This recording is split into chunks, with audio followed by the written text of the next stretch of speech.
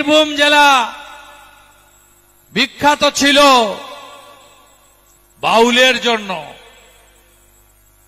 তারামায়ের জন্য, শান্তিনিকেতনের জন্য, বিশ্বকবি রবীন্দ্রনাথ ঠাকুরের জন্য, কীর্ণাহারের সুপুত্র ভারতরত্ন প্রণব মুখার্জির জন্য। আজকে বীরভূম জেলায় চারিদিকে কি দেখছেন আপনারা? লুট লুট লুট। মমতা ব্যানার্জির অনেকগুলো শ্রী প্রকল্পের সাথে বীরভূমে লুটশ্রী প্রকল্প চলছে। লুটশ্রী প্রকল্প, হাজার হাজার যুবক পেটের টানে ঝাড়খণ্ড, উড়িষ্যা, নাম তার পরিযায়ী শ্রমিক। এখনো গ্রামে যান, বাড়ি নেই, শৌচালয় নেই, পানীয় জল নেই। বীরভূম জেলার প্রকৃত মানুষের উন্নয়ন হয়নি। বলবে কেন্দ্র টাকা দেয় না। জিজ্ঞেস করবেন তৃণমূলের বিনা প্রতিদ্বন্দ্বিতায় ছাপ্পা মেরে জেতা পঞ্চুদের। 14 কোটি শৌচালয় নরেন্দ্র মোদী দেশে দিয়েছেন জনগণকে।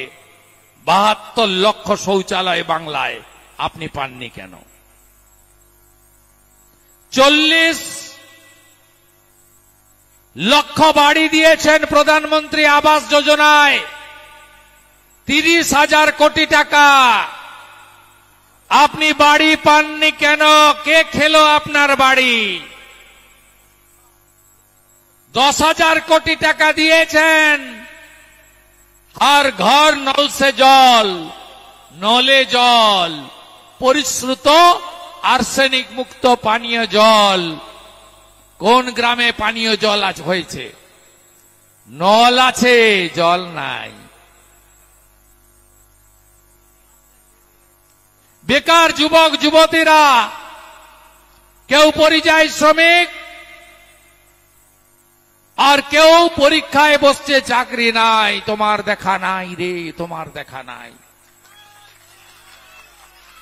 শেষ স্কুল সার্ভিস কমিশনের পরীক্ষা 2015, পিএসসির 2017। এবারে সুপ্রিম কোর্টের নির্দেশে চাকরি চোরেরা ধরা পড়ার পরে পরীক্ষা হলো, একটাও ফেসার সুযোগ পেল না।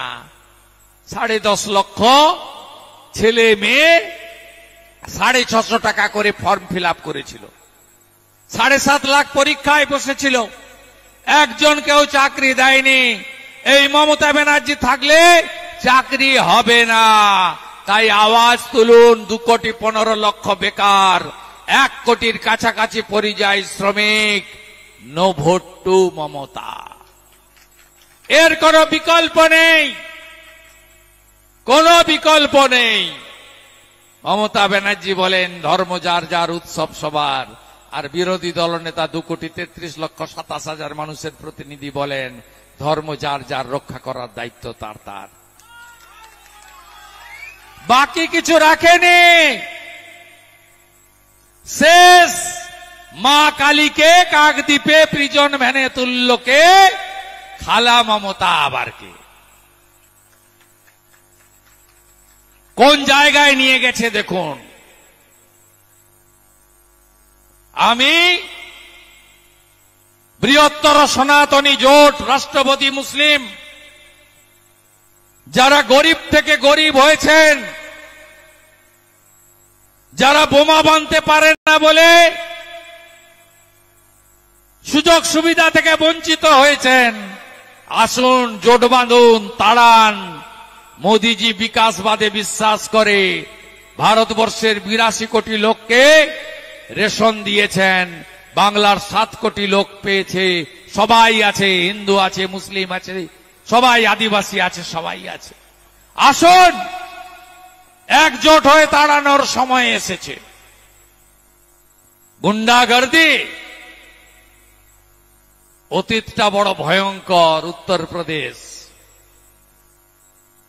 मुलायम सिंह यादव, मायावती बहन, ওখানেও গুন্ডা রাজ চলত। 2017 আগে বিজেপি জিতল।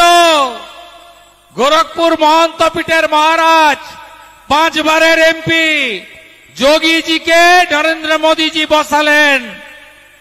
উত্তর প্রদেশ ঠান্ডা হয়ে গেছে।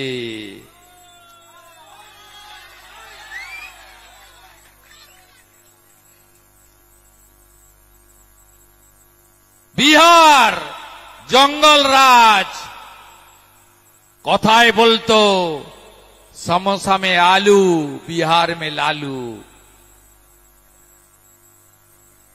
সেই লালু রাজ খতম হয়ে গেছে। এবারে তো সুপড়া সাপ।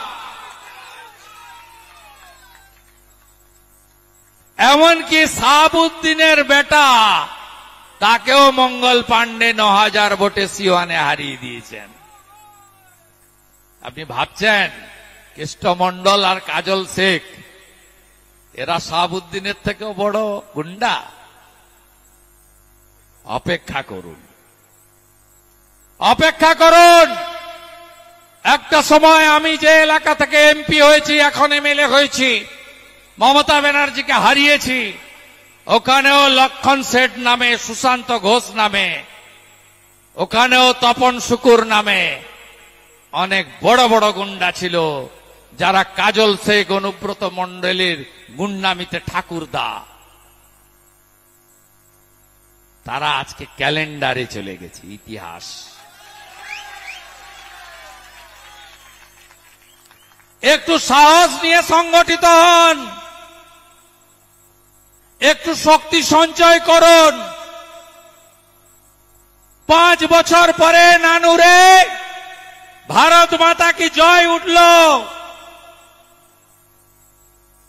জয় বাংলা আমাদের স্লোগান নয়, বাংলাদেশিদের স্লোগান।